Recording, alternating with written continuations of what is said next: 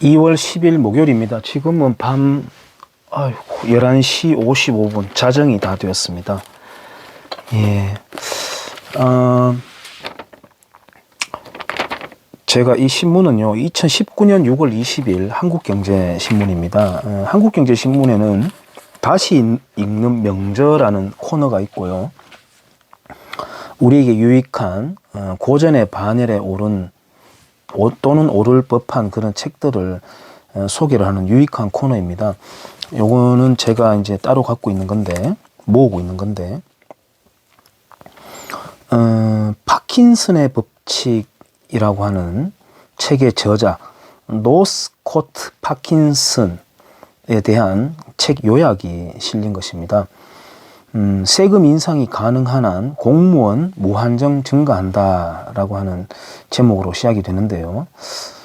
파킨슨의 법칙은 이 사람의 이름을 노스코트 파킨슨이라고 하는 사람의 이름을 딴 것입니다. 본인이 영국의 해군 사학자이고 1909년에서 1993년까지 생존한 분입니다. 1955년 관료조직의 자기정식성을 분석한 흥미로운 이론을 발표했다. 자신의 이름을 따 파킨슨의 법칙이라고 명명한 이 이론의 요지는 공무원 수는 업무량과 무관하게 증가한다는 것이다. 이분은 이제 영국 해군성에서 근무를 했는데, 그때의 사례를 이론의 입증 논거로 제시를 했습니다. 1914년 62척이던 영국 주력 함정은 1928년 20척으로 67.7% 감소했고, 이 기간 해군 병력도 14만 6천 명에서 10만 명으로 31% 줄었다. 그런데 반면 해군성 공무원은 2,000명에서 3,569명으로 78.4% 급증했다. 파킨슨은 이를 영국은 공무원의 창의적인 인력 창출 덕분에 웅장한 지상해군을 건설했다고 냉소적으로 표현했다. 파킨슨은 부하 배증과 업무 배증을 파킨슨 제1법칙 원인으로 지목했다.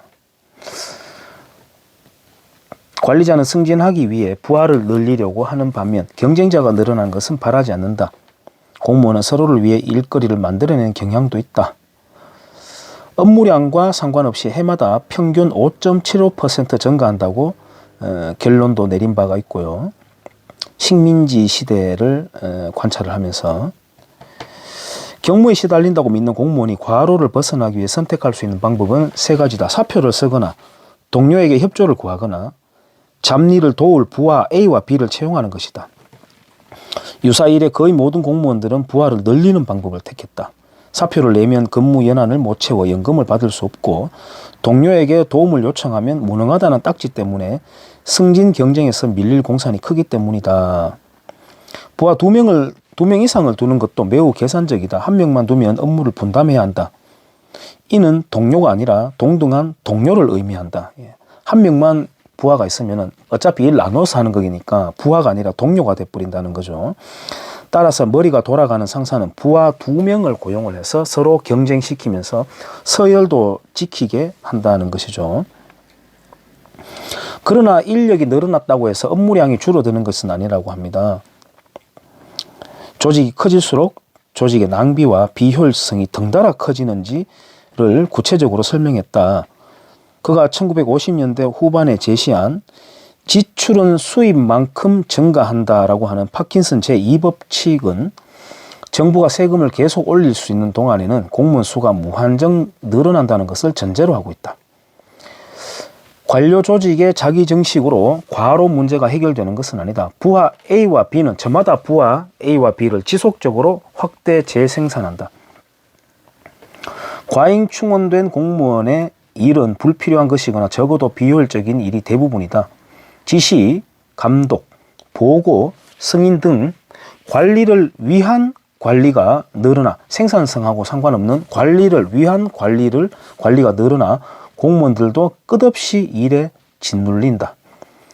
흔히 볼 수 있는 건 이제 교직원들이 써내는 보고서 같은 겁니다. 보고를 위한 보고인 경우도 상당수 많죠.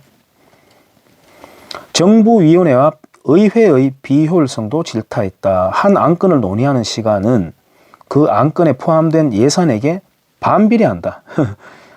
회의에서 처음부터 7번째 안건까지는 열심히 논의하다가 그 다음부터는 쉽게 넘어간다는 게 거의 지론이다.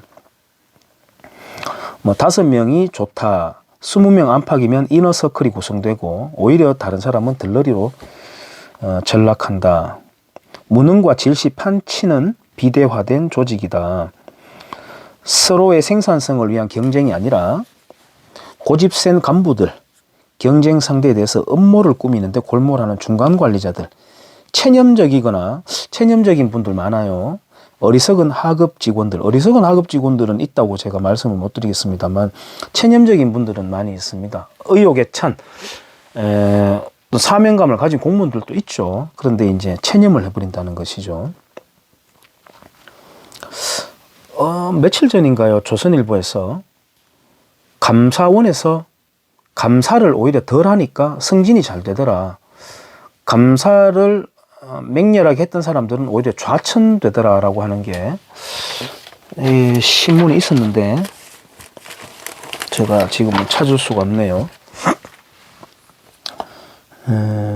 파킨슨 법칙은 생산성과 무관하게 끊임없이 비대해지는 조직 속성을 일깨워준다. 이렇게 돼 있는데요.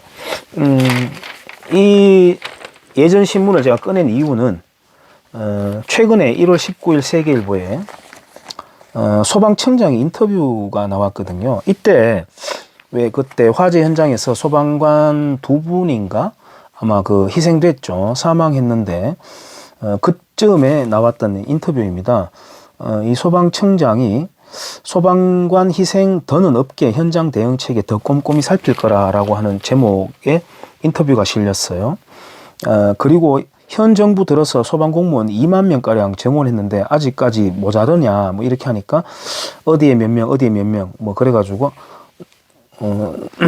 잉여 인력이 있는 건 아니다 라고 이야기를 하고 있습니다. 그런데 저야말로 이 소방 공무원들에 대한 많은 고마움을 갖고 있습니다. 예를 들어서 우리가 여행을 갔다가 스마트폰으로 이제 CCTV를 다 볼 수 있지 않습니까? 근데 건물 구석에 보니까 뭔가 연기가 나는 것 같다. 연기가. 그럴 때 우리가 어디다가 도움을 요청하겠습니까? 당연히 이제 119를 누르게 되고, 제 개인적으로는 우리 아버지가 농사 일을 하다가 좀 다치셨어요. 그래가 저는 이제 여기 이제 수강생들을 가르치는 입장에 있다 보니까 가지도 못하고 발만 동동 구르고 막 하는데 119에 이제 신고를 하니까 찾아내 가지고 그때 정말 감동받았습니다. 병원까지 끝까지 다 이 후송 조치, 물론 이제 그 근무 매뉴얼대로 한 것이지만 제가 이제 그 목소리로 보니까 젊은 분이었어요. 그래서 정말 고맙습니다. 근데 제가 병원에 가보지 못하는데 아버지가 어떻게 되셨는지 참 걱정이 됩니다. 라고 하니까 자기가 마침 퇴근하는 길인데 병원에 들러서 한번 가보겠다라고 가서 저에게 전화까지 해주는 그걸 봤습니다. 겪었습니다. 그때 정말 눈물이 핑 돌 만큼 감동을 받았는데요. 그런 측면이 있고요. 그런 측면이 있고, 그 다음에 경찰, 소방, 군인 조직은 우리 흔히 말하는 이제 유니폼 입은 사람들이죠. MIU라고 하는. 만약에 사태를 대비해서 계속해서 현재 상태를 유지하거나 정원하거나 이렇게 하는 어쩔 수 없는 낭비 조직일 수밖에 없죠. 그것까지도 인정하고 들어가는데 민주주의는 실패한 신인가라고 하는 책에서 봤나? 제가 정확하진 않은데 소방에 대해서도 민영화를 할 수 있으면 어떨까 이런 대목이 나와요. 그러니까 보험 상품과 연계하는 거죠. 우리 지금 민간에 있는 그 경비업체들하고 마찬가지 개념인데 그렇게 해서 보험 상품과 연결해 가지고 하면은 그 민간 영역에서 경쟁을 하는 것도 괜찮지 않는가 그런 내용이 나오던데 공감되는 내용도 있었습니다. 경찰 치안에 대해서도 마찬가지 그런 내용이 나오는데 지금은 어쨌든 우리가 그게 이제 얼마 전에 또 국가직으로 전환도 되어가지고 그렇게 되어 있는데 좀 비대해진 측면도 있습니다, 실은. 그리고 TV에서 보면은 짜장면을 먹다가 갑자기 출동 사이렌을 소리를 듣고 호다닥 뛰어나가는 그런 장면들. 그래서 밥 한 그릇 제대로 먹지 못하는, 항상 노심초사 출동에 준비되어 있는 긴장 상태의 어떤 직업이다. 뭐 그런 이야기 하면서, 또 정치권이 거기에 이제 정치권이 결탁이 되면서 이재정인가요? 그 여자 정치인. 소방공무원들의 후생을 우리가 신경 써줘야 된다고 하면서 챌린저를 했어요, 그때. 그러면서 뭡니까, 분말 가루를 이렇게 뒤집어 쓰는 그런 퍼포먼스를 하기도 했는데, 저는 참 그런 장면을 보면 굉장히 분노하거든요. 왜냐하면은 하여튼 어떤 계산이 되어야 되고 합리적인 판단이 가야 되는 분야에 그런 이 가식성 쇼를 하는 그 정치가 가미되면은 분명히 그거는 왜곡되는 결과를 만들어내는 거죠. 예를 들어서 숯불 갈비집 큰 데 가면은, 규모 큰 식당에 가면은 숯불을 따로 관리하는 분이 따로 있죠. 그분 이제 뭐 큰 식당은 2명, 3명이 막 갖다 나르죠. 그 위험하기도 하고. 그러면 그분들의 후생을 북돋아 주기 위해서는 챌린저 퍼포먼스를 어떻게 하면 되겠습니까? 숯불을, 시뻘겋게 살아있는 불을 잘게 으깨 가지고 덮어서는 퍼포먼스도 한번 해보지 라고 하는 제가 욕설이 튀어나오던데, 그런다고 해서 그렇게 되는 건 아니지 않습니까? 어쨌든 이제 그런 정치권이 들러붙고, 또 최근에는 민주노총이 또 거기에 가세되었습니다. 그러면서 이 사건이 일어났을 때 희생된 분들 안타깝죠. 당연히 죽으면 안 되죠, 사람이. 근데 그것을 빌미로 이제 일부 소방관들이 집단적으로 데모하러 나왔습니다. 저는 그 제복 입은 영역의 사람들이 집단 데모하는 모습은 처음 봤거든요. 그분들이 들고 있는 피켓의 내용이 이런 겁니다. 하여튼 민주노총이 손만 뻗으면 그러한 쪽으로 트레이닝 되는가 봐요. 우리는 불 끄는 기계가 아닙니다. 우리는 죽기 싫어요. 이 구호를 들고 나왔습니다. 그거 보면서 대한민국의 어느 누가, 야, 소방관은 불 꺼야지, 불 끄다 죽을 수도 있지, 이런 말 누가 할 수 있습니까? 그러니까 어떻게 할 수 없는, 대꾸할 수 없는 피켓을 들고 딱 나와 있는 거예요. 그러면 불 누가 끄지라는 조심스러운 의문은 생길 수밖에 없죠, 솔직히 말해서. 그러면은 뭐 설마 그럴 일은 없겠습니다만, 경찰 조직 내 민주노총이 이제 합법화되면 안 되겠죠. 예를 들어서 민주노총이라고 해서 다 불법 단체고 그 구성원들이 불법을 저지른 사람들이라는 말은 제가 아니고요. 불법 시위, 또 경찰관에 대한 폭행, 손괴, 뭐 이 전투모 있잖아요, 호구, 그 사이로 휘어져서 들어가서 얼굴을 긁어버리겠다라고 하는 의도로 그 앞에 죽창 앞을 갈기갈기 이렇게 갈라가지고 쑤시고 하는 그런 장면도 제가 봤어요. 경찰차 위에 위태롭게 올라가 있는 경찰관을 향해서 쇠파이프를 앞에를 이렇게 날카롭게 만들어가지고 찌르는 그런 사람들도 봤습니다. 그런 사람들도 봤습니다. 그건 당연히 불법이죠. 그런 불법성을 말하는 겁니다. 그런 불법성을 자행하는 사람들을 단속해야 되는 사람이 같은 조직에 들어간다는 건 참 끔찍한 일이긴 한데, 어쨌든 그런 그 조직화가 된다, 노조. 그럼 경찰관들이 나와가지고 우리는 범죄자 잡는 기계가 아닙니다, 우리도 살고 싶어요, 이렇게 뿌리면 도대체 뭐라고 대답을 해줘야 되겠습니까? 군인들이 나와가지고 우리는 전투하는 기계가 아닙니다, 우리도 살고 싶어요, 죽기 싫어요 라고 하면 뭐라고 대꾸를 해줘야 됩니까? 태권도 관장들이 정말 참 부끄러운지도 모르고 노조를 만든 저 교수 노조 집단처럼 태권도 관장들의 이권을 위해서 태권도 관장 노조를 만들었다고 칩시다. 또는 사범 노조. 그래, 길에 나오는 거예요, 어떤 계기가 생기면. 우리는 태권도 가르치는 기계가 아닙니다, 우리도 살고 싶어요. 이거 그럼 뭐 어떻게 해야 됩니까? 요리사는, 버스 운전사는 우리는 운전하는 기계가 아닙니다. 제빵사들은 우리 케이크 만드는 기계 아니에요. 이렇게 되면 안 된다. 사회는 건박함이 있어야 되는데 징징 짜붙이는, 몇 번 제가 언급하지만 그 소방 공무원들 저는 폄하하는 게 아닙니다. 하지만 사회는 그런다고 해서 돌아가는 게 아니라는 것을 말씀을 드리는 거고, 전번에 제가 영상에서도 언급한 바가 있습니다만은 2년 전인가요? 2년 전 맞죠? 40일 동안 그 장마가 이어졌던 해가 있습니다. 39일인가 40일 동안. 비도 많이 왔습니다. 그때 장대비가 막 쏟아지고. 저는 장대비 맞으면서 달리기 하는 거 좋아하거든요. 약간 또라이 기질 있죠. 그래서 장대비가 막 시작되니까 아이고 신발 신고 막 튀어나간 거죠. 나갔는데 2020년입니다. 물이 갑자기 불어나니까 미처 요렇게 버들피리 낚는 낚시를 하던 사람이 개울을 못 건너왔나 봐요. 물이 불어나는 걸 예측을 못해서. 근데 물이 막 넓진 않아요. 한 요만큼 정도? 펄짝 뛰어넘으면 되는. 그거는 주관적이라고 봅시다. 사람마다 이제 피지컬이 다르니까.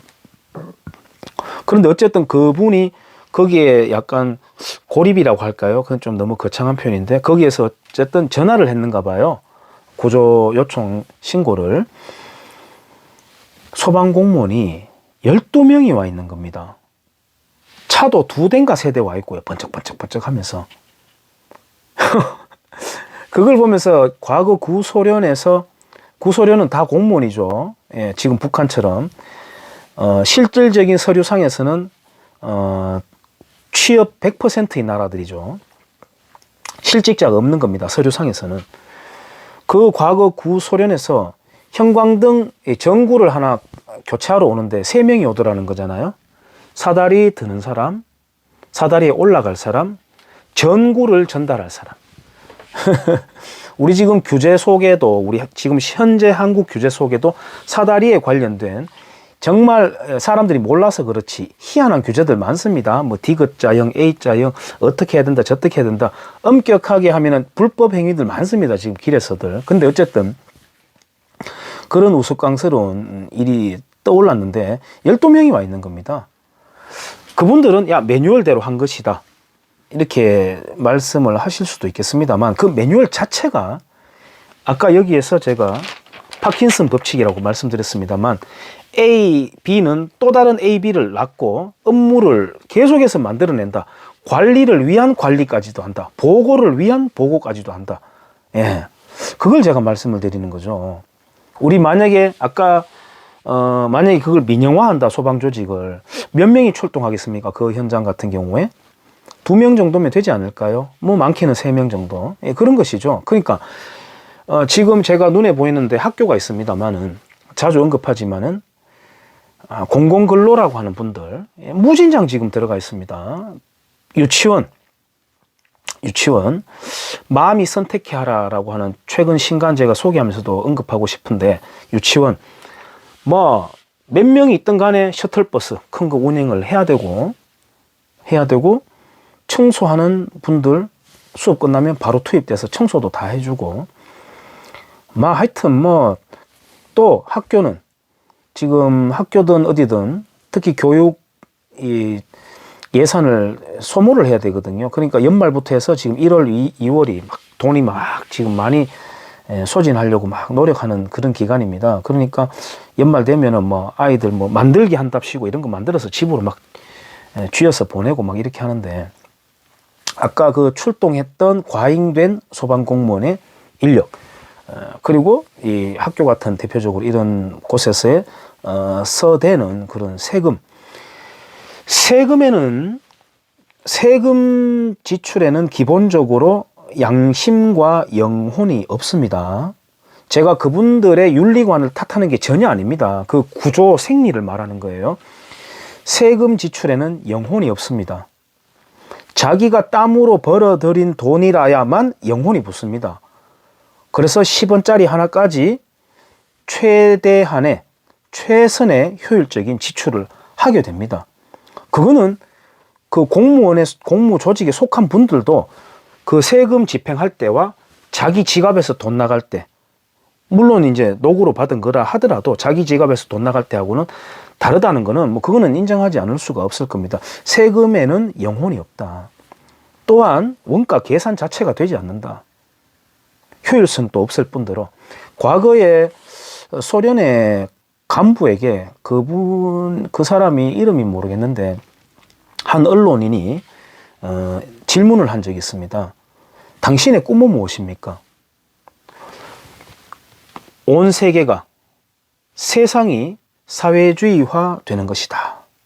예, 그때만 하더라도 소련 제국이 막 위세를 떨칠 때니까요. 그러면서 그 사람이 첨언을 하기를 뉴질랜드 한 군데만 빼고요.